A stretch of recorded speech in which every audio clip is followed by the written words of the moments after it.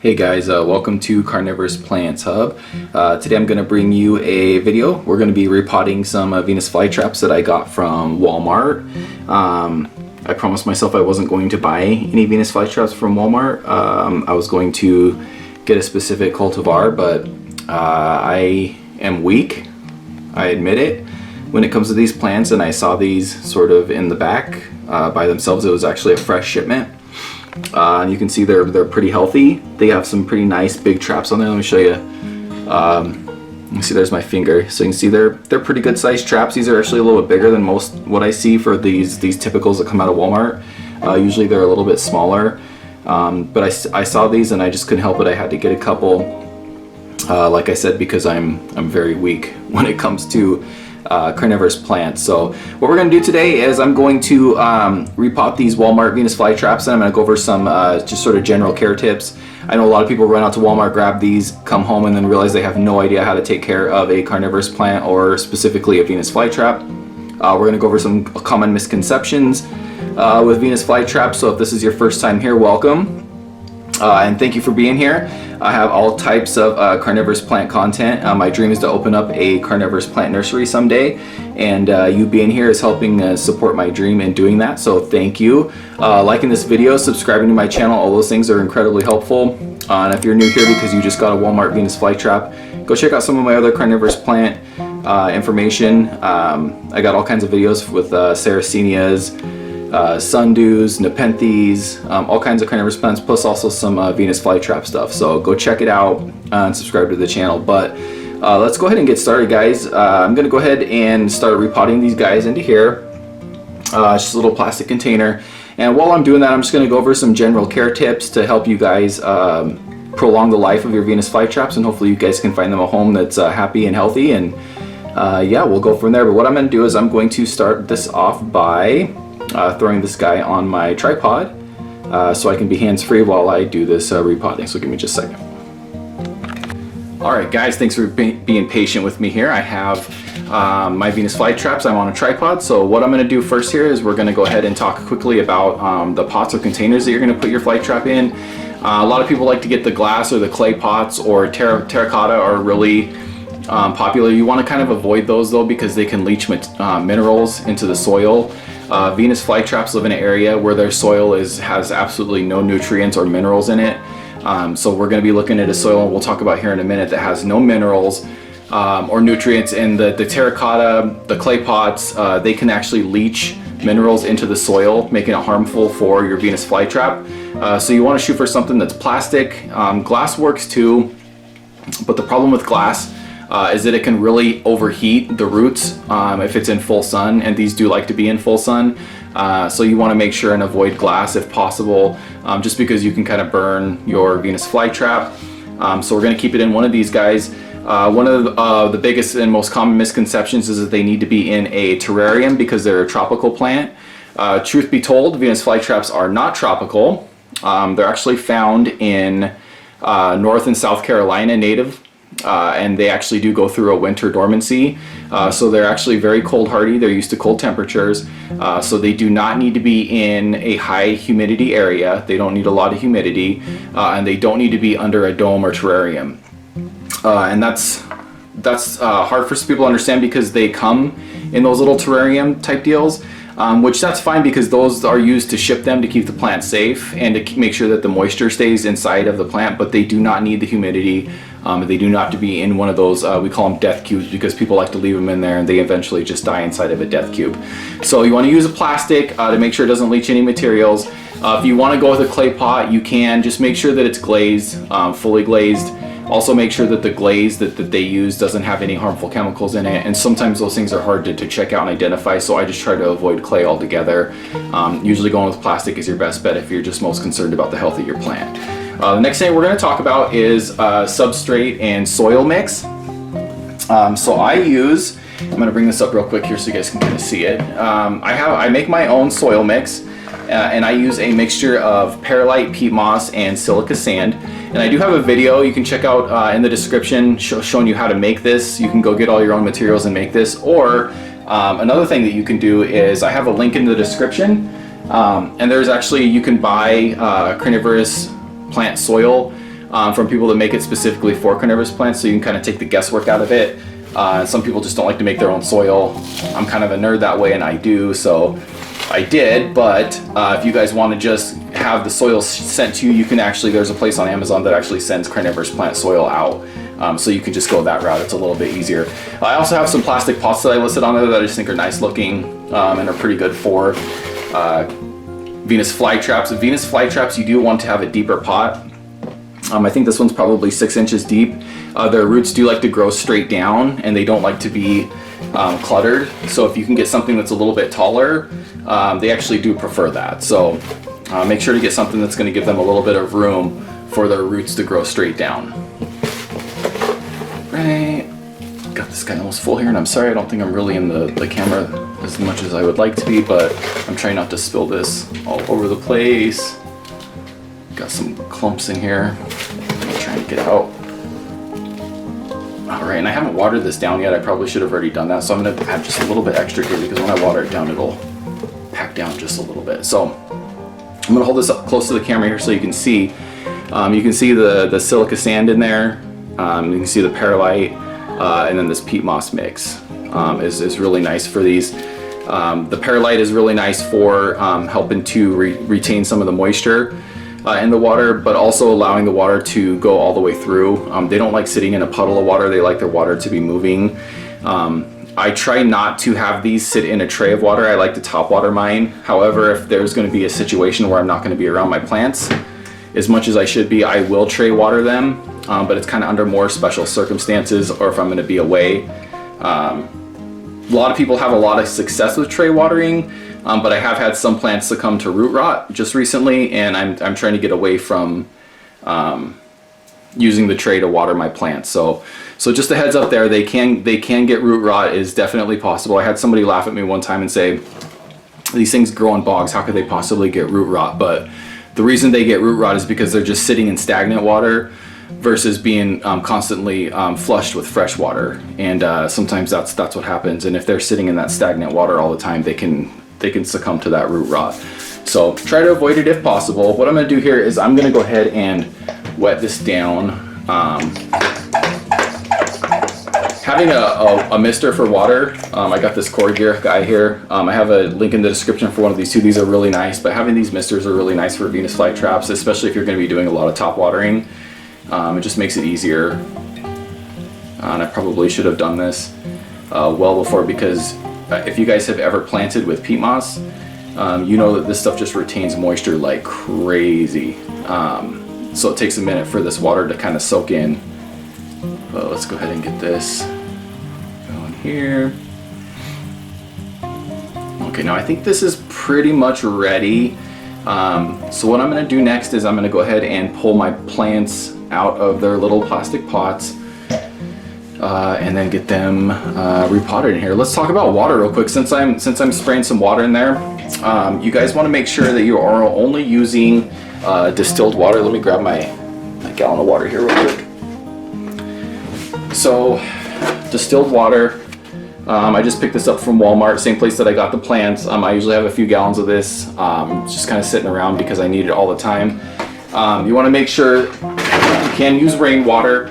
Rainwater does work. However, I do suggest getting a meter and testing a TDS meter and measuring the parts per million in your rainwater, just to make sure, especially if you're collecting it off your roof, because roof water can be contaminated with some minerals coming off of your shingles or roof or whatever you have, or even out of your gutter.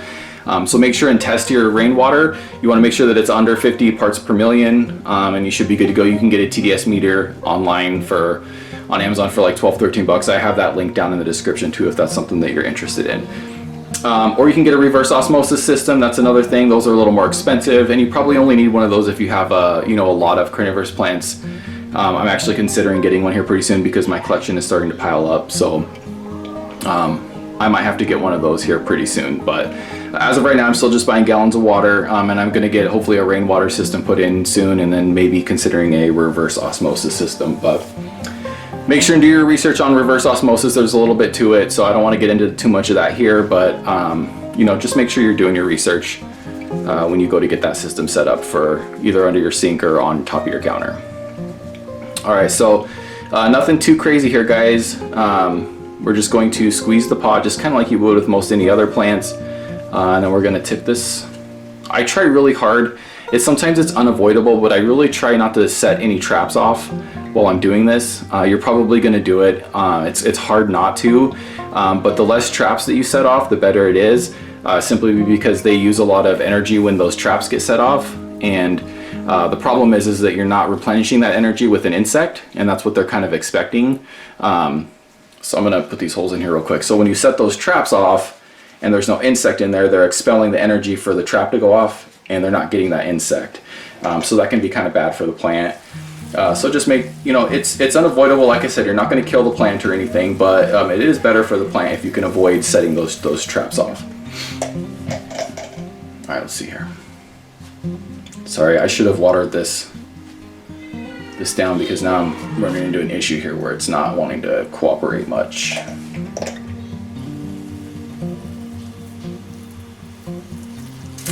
Let's talk about, while you guys are waiting for me to put water in here, let's talk about dormancy real quick. Like I said, one of the biggest misconceptions with Venus flytraps is that they're tropical and that they need to be put in tropical conditions. And that's really just simply not true. So what they actually require is they require a winter dormancy every year for at least 3 or 4 months, just to make sure that they are able to re-energize. What they do is they go into a dormancy period and then they store a ton of energy in the rhizomes, and then they use that energy come spring to grow bigger, better traps. And it's really important that you allow your Venus flytrap to go through that dormancy period.